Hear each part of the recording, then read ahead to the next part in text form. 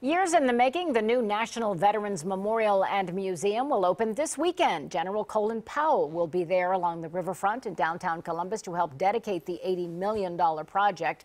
Mike and I got a tour today with the help of 15th District Congressman Steve Stivers and 3rd District Representative Joyce Beatty. The Republican and Democrat joined forces to help secure federal funding and convince Congress that the National Memorial and Museum should be located here. Funding also came from state and local sources after years of planning. Here was the most unique thing. They brought their human resources, financial resources, but they brought in veterans, and it was shaped by diverse groups of individuals. I remember those early meetings where it was so important to have the community, to have veterans, along with corporate leaders and people who could help with the financing of it. We're within an 8-hour car drive of half the nation's population, but there will be a virtual museum that will be available to everyone in the country, and there's a whole bunch of education efforts that are going to flow out of this.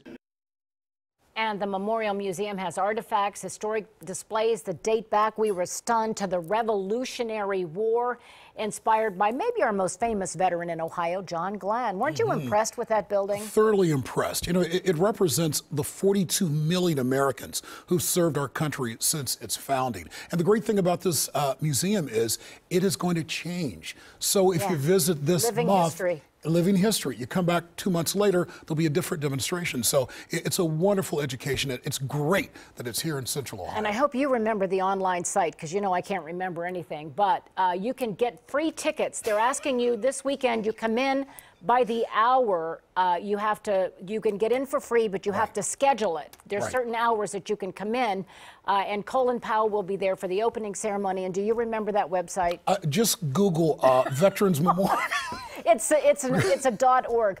We're going to find out by the end of this show. We'll have that for you, because I know they told me and I can't remember. Glad it's here in Central Ohio. Yeah. Well, there was a couple. Counting on you, Mike, to remember.